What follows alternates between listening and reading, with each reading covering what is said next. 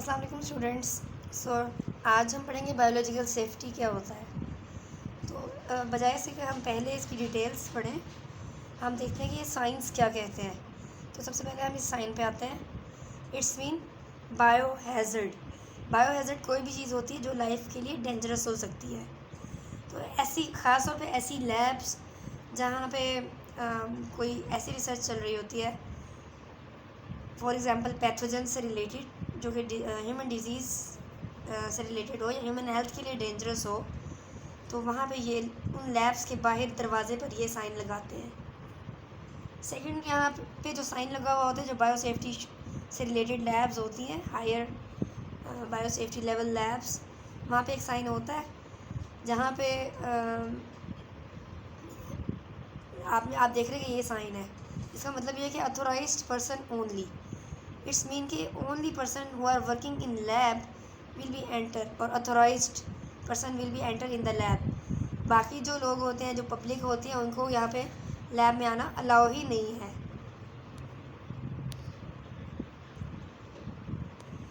So what are the objectives जो हम इस लेक्चर में पढ़ेंगे।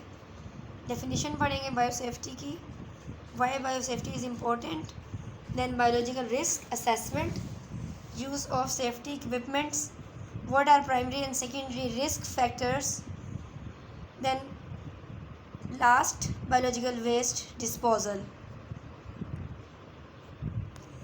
Now what is biosafety? असल में बायोसेफ्टी है क्या? Biosafety all the measures that prevents intentional and accidental exposure to the pathogen, infectious material and toxins or their accidental release.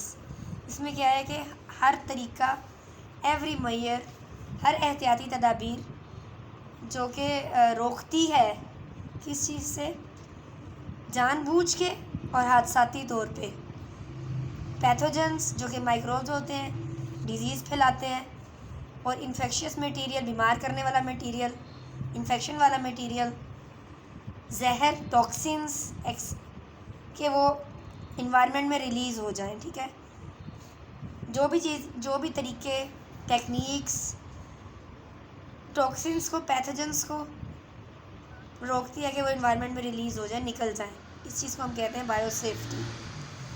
Second is it is the mechanism developed through policy and procedure to ensure environmentally safe application of research lab, medical और biotechnology. Second क्या है कि ये mechanism है कि एक तरीका है जो कि बनाया जाता है पॉलिसी एंड प्रोसीजर्स से, ताकि हम इंश्योर कर लें इन्वायरमेंटली सेफ़ एप्लीकेशन एक रिसर्च लैब में या मेडिकल लैब में इन्वायरमेंटली सेफ़ रिसर्च कैसे की जाती है।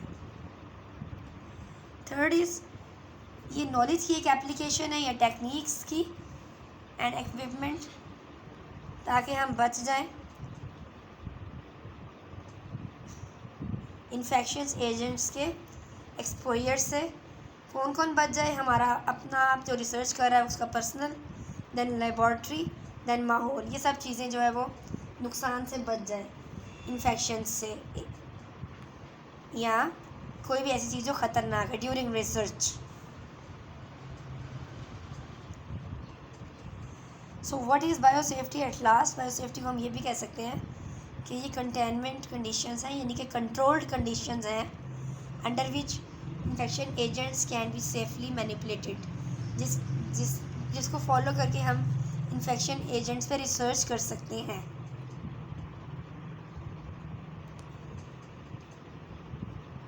सो बायोसेफ्टी इज़ इम्पोर्टेंट। क्यों बायोसेफ्टी इम्पोर्टेंट है? So there are some points, आइए देखते हैं। It is important to protect from harmful incidents, ख़तरनाक वाक़यात से बचाने के लिए बायोसेफ्टी ज़रूरी है। सेफ्टी मीन महफूज रखना एंड बायो मीन लाइफ।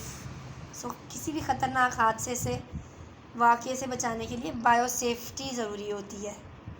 इसमें जो एक बहुत इम्पोर्टेंट टर्म है, जो प्रिंसिपल है, उसे हम कहते हैं कंटेनमेंट। कंटेनमेंट क्या है? So containment the action of keeping harmful things under control. कोई भी ख़तरनाक चीज़ है, कोई ख़तरनाक काम है, उसको किस तरीके से आपने अंडर कंट्रोल रखना है, किस तरीके से आप करें कि वो लिमिट्स में रहे या कंट्रोल में रहे और उससे नुकसान ना हो बल्कि रिसर्च में फ़ायदा हो। तो इसको हम कहते हैं containment. Containment mean keeping control of harmful agents और हार्मफुल थिंग्स और keeping the harmful things under limits. दूसरे तरीके से हम इसको ये भी कह सकते हैं कि series of safe methods for managing infectious bacteria in the laboratory. Laboratory में कौन से तरीके हैं, सेफ मेथड्स हैं जिनके ज़रिए हम इन्फेक्शियस जर्म्स पे या बैक्टीरिया पे काम कर सकते हैं लेबॉर्ट्री में।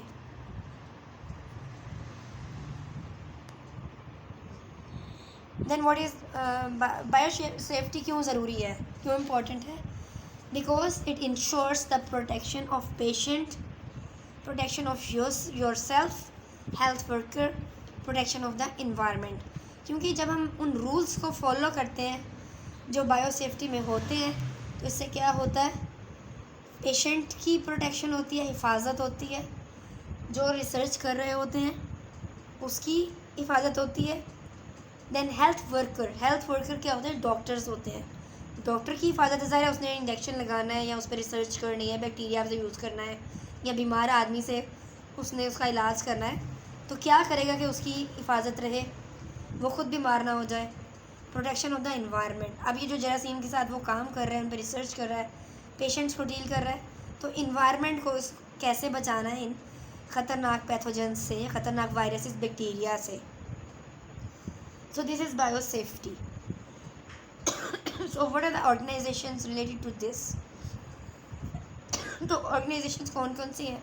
सबसे पहले जो ऑर्गेनाइजेशंस हैं जो बायो सेफ्टी में इन्वॉल्व हैं, जो बायो सेफ्टी को इंश्योर कराती हैं, जो बायो सेफ्टी के रूल्स बनाते हैं, कौन सी हैं? WHO, वर्ल्ड हेल्थ ऑर्गेनाइजेशन, सबसे बड़ी ऑर्गेनाइजेशन है WHO, जो कि बायो सेफ्टी की मेजर्स को ज़रूरी बताते हैं हर लैब में जहाँ पे इससे रिलेटेड काम हो रहा होता है, माइक्रोबायोलॉजी से, बायोटेक्नोलॉजी से या ब्लड सैंपल्स पेशेंट्स के, इस तरह के काम जहाँ भी हो रहे होते हैं WHO उसकी ज़िम्मेदार है कि वो सबसे पहले बायो सेफ्टी को इंश्योर करवाती है, वर्ल्ड लेवल पे सेफ्टी की ज़िम्मेदार है। देन क्या है? NIH, national institute of health, किसी भी कंट्री का national institute of health, NIH is responsible for the health level और bio safety level at the country level. इसके अलावा और भी इदारे हैं जैसे OSHA है, occupational safety and health administration. So they help to adopt bio safety in the research lab, hospital and medical facilities. So आप लोगों के लिए भी एक असाइनमेंट है कि आप ये मुख्तलिफ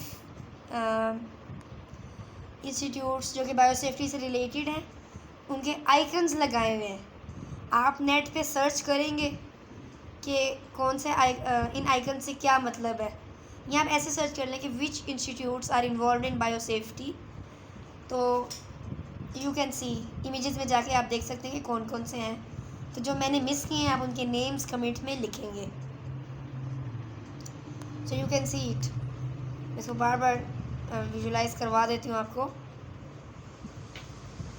इसके अलावा इनके आप नेम्स के अलावा आप इनके फंक्शंस भी लिखेंगे कि इनका काम क्या है। सारे जो इदारे हैं उनका काम क्या है।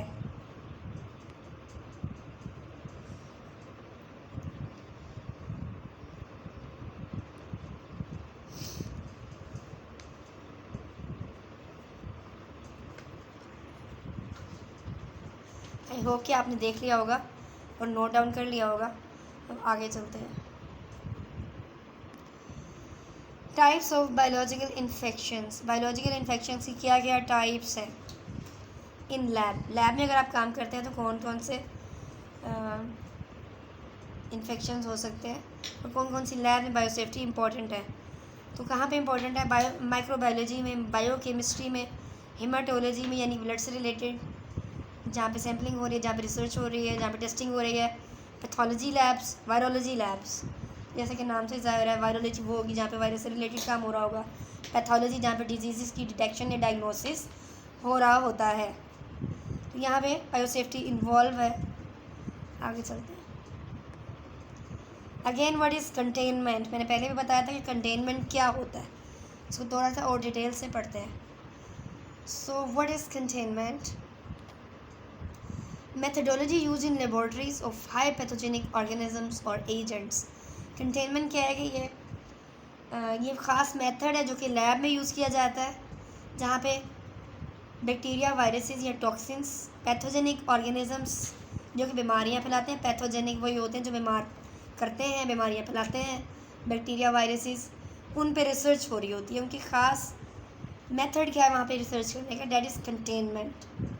अब यहाँ पे देख सकते हैं कि जो यहाँ पे काम कर रहे हैं पैथोजेनिक लैब में, जो पर्सनल यहाँ पे काम कर रहे हैं, जो स्टाफ है, they are fully covered in white dress. ये उनका रोज़मर्रा का ड्रेस नहीं है, बल्कि ये ख़ास तौर पे लैब में आने के लिए उन्होंने पहना है। तो these are one of the precautionary measure कि आपने लैब का एक ख़ास जो है वो लैब कोट है, और they are wearing white trouser ETC white. They are also covering their head कि जो भी कंटेनमेंट्स हैं, जो भी पैथोजेंस हैं, जो भी जर्म्स हैं, वो उनके सर के अंदर ना चले जाए, उनके कपड़ों से ना चिपक जाए। Then they are also covering their face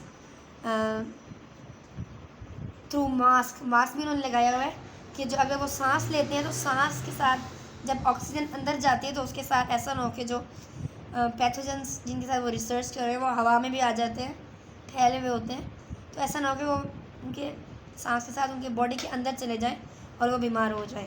तो इसलिए उन्होंने मास्क भी लगाया हुआ है। इसके अलावा उन्होंने हाथों पे ग्लव्स पहने हुए हैं ताकि अगर वो हाथों से कोई काम करते हैं तो हाथों पे जर्म्स ना स्टिक हो जाएं और वो खाने के साथ अंदर ना चले जाएं। दैट्स वाई इन्होंने ग्लव्स पहने। इसके अलावा इन्होंने लैब में गूगल्स भी पहने हुए हैं, आँखों पे ग्लासेस हैं, ताकि ऐसा ना हो कि जो जर्म्स वगैरह हैं वो आइस के रास्ते अंदर चले जाएँ और बीमारियाँ फैलाएँ।